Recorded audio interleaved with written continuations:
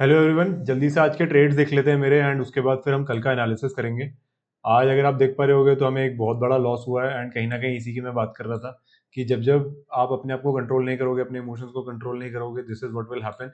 And पिछले कुछ दिनों से आई वाज लकी कि रूल्स फॉलो नहीं करने के बाद भी मैं प्रॉफिट में क्लोज कर रहा था। कहीं ना कहीं आज हमें पता चला है कि रूल्स ब्रेक करने से क्या होता है। यहाँ पे देखोगे आप, दो बड़े बड़े लॉसेस हैं एंड कहीं ना कहीं इनिशियली मेरे को सुबह सुबह 4,500 का लॉस हो गया था एंड अगर मैं वहीं पे ट्रेडिंग रोक देता तो मेरे को इतना बड़ा लॉस नहीं होता एंड प्रोबेबली अभी भी मैं 1.9 लाख के आसपास क्लोज करता अपना। यहाँ पे फंड्स अवेलेबल 1.9 लाख होते, बट कहीं ना कहीं हम वापस वहीं पे आ गए हैं जहाँ से हमने स्टार्ट किया था। एंड ये इसलिए हुआ क्योंकि मैं एक व्यू लेके चला था एंड को मार्केट के ऊपर अपना वो व्यू इम्पोज कर रहा था कि मार्केट जितनी बार ऊपर जाएगा उतनी बार रेजिस्टेंस हिट करेगा और वहां से नीचे आएगा। और मार्केट जब ऊपर पहुंचा टॉप पे तो मैं वहां पे जितनी बार रेड कैंडल बनाई उसने वहां वहां पे मैंने शॉर्ट करना स्टार्ट किया और वहां पे पुट बाय करना स्टार्ट किया। बट क्या कहते हैं, वहां से मार्केट गिरा नहीं नीचे एंड वहीं पे सस्टेन, ऊपर भी नहीं गया वो अलग बात है, वहां पे रेजिस्टेंस हिट तो किया but it did not go up.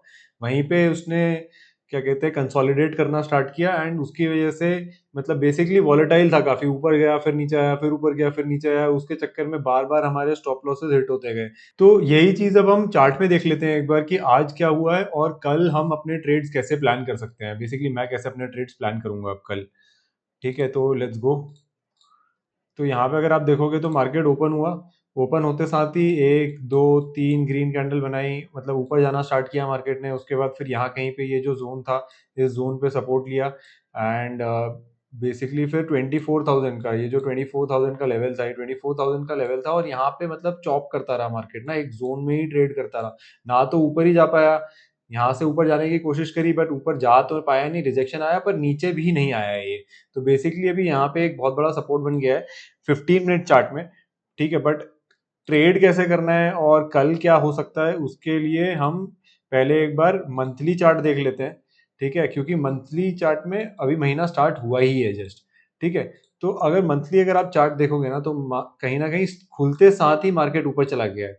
तो मेरे लिए ये थोड़ा सा स्कैरी सिनेरियो इसलिए रहता है क्योंकि यहाँ पे बायर्स ने मतलब ठीक है खुला और बायर्स एक्टिवेट हो तो गए, बट सेलर्स को मौका ही नहीं मिला। मैं मतलब अगर ये मैं तब कॉन्फिडेंट रहता जब ये यहाँ से थोड़ा सा नीचे आता एंड उसके बाद फिर बायर्स सेलर्स को ओवरटेक करते कि मतलब यहाँ से सेलर्स आते बट बायर्स उनको ओवरवेलम कर देते और उसके बाद फिर ये ऊपर जाना स्टार्ट करता, तो मतलब हाँ हमें एक पिक्चर परफेक्ट वो दिखने को मिलता है कि हाँ यहाँ पे मतलब अब बाइंग एक्चुअली बाइंग हो रही है। तो अभी भी मतलब क्योंकि जस्ट महीना स्टार्ट ही हुआ है तो मेरे को अभी इतना कॉन्फिडेंस नहीं आ रहा है कि यहाँ से ये सीधा ऊपर कैसे जा सकता है। मतलब फॉर मी अगर ये अभी ऊपर गया है तो मेरे को अभी भी ऐसा लग रहा है कि ये यहाँ से थोड़ा सा नीचे आना चाहिए एंड उसके बाद अगर यहाँ से ऊपर जाना स्टार्ट करे तो मतलब थोड़ा सा कॉन्फिडेंस आएगा कि हाँ यहाँ से मतलब बायर्स कंट्रोल ले रहे हैं। अभी भी कहीं ना कहीं मैं थोड़ा सा बेयरिश ही हूँ मार्केट को लेके। ठीक है, तो अगर मैं हम चले वीकली टाइम फ्रेम में, तो वीकली टाइम फ्रेम में अगर आप देखोगे तो अभी भी मार्केट एक जोन में ही है।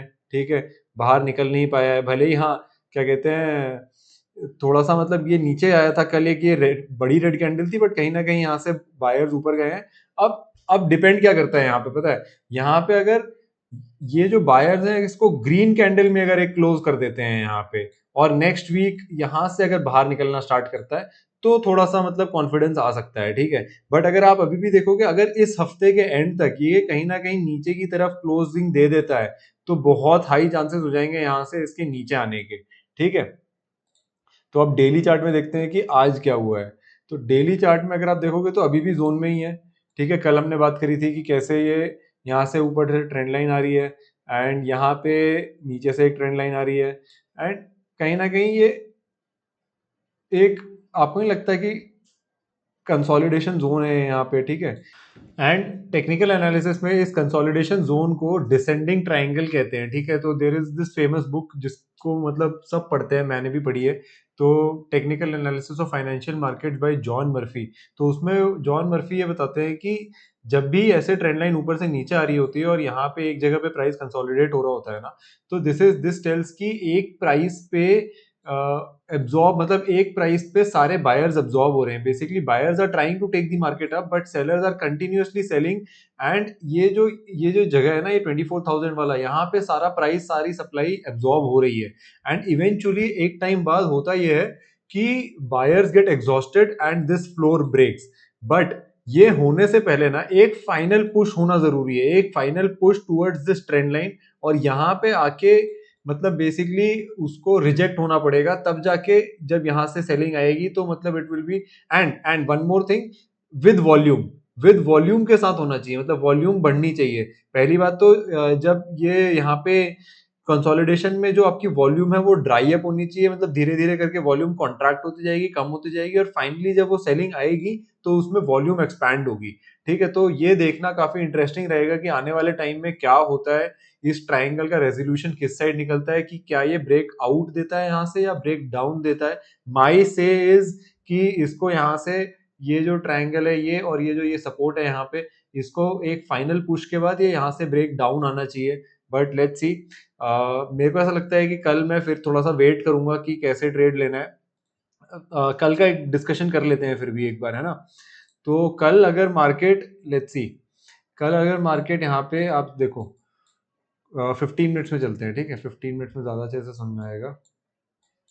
कल मार्केट अगर यहाँ पे कहीं ना कहीं गैप अप खुलता है 24,120 के आसपास, या 24,000 के ऊपर कहीं खुलता है, तो काफी इंटरेस्टिंग रहेगा, क्योंकि जैसे जैसे ऊपर जाएगा तो यहाँ पे एक बड़ा सा ये रेजिस्टेंस जोन है, ये वाला। ठीक है, यहाँ पे ऑलरेडी सेलिंग हुई हुई है पहले से, सप्लाई जोन है ये वाला पूरा।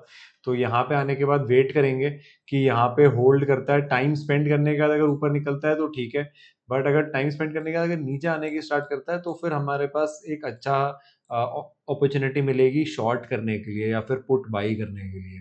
ठीक है, और अगर कल फ्लैट खुलता है तो फ्लैट खुलते साथ ही मैं तो ये कहूंगा कि अगर ये जो लो है ना, ये वाला लो अगर ब्रेक करता है तो हमारे पास फिर सीधा ये वाला टारगेट है, 23,840 का टारगेट है, बहुत बड़ा टारगेट है ये। फ्लैट खुल के अगर ये लो ब्रेक करता है तो हमारे पास मतलब सीधा 100-150 पॉइंट आराम से मिल जाएंगे। और कहीं ना कहीं अगर गैप डाउन खुलता है, ये गैप डाउन खुलता है तो फिर I will wait for pull back. Pull back आएगा तो यहाँ पे पुल बैक आने के बाद जब ये इस रेजिस्टेंस जोन को हिट करेगा तो उसके बाद फिर मैं शॉर्ट प्लान करूंगा, मतलब सेल साइड में ट्रेड लेना प्लान करूंगा। तो अगेन, मतलब भले ही आज चॉपी मार्केट था और काफी गंदा लॉस हुआ है, और क्या कहते हैं, मेरे फेवर में नहीं मार्केट गया है, but still I am not going to change my view. अभी भी मैं बुलिश तो नहीं हूं। मैं लॉन्ग साइड के कोई ट्रेड्स प्लान नहीं करूंगा, अभी भी मैं बियरिश ही हूं, और सेल साइड के ही सारे ट्रेड्स प्लान करने वाला हूं।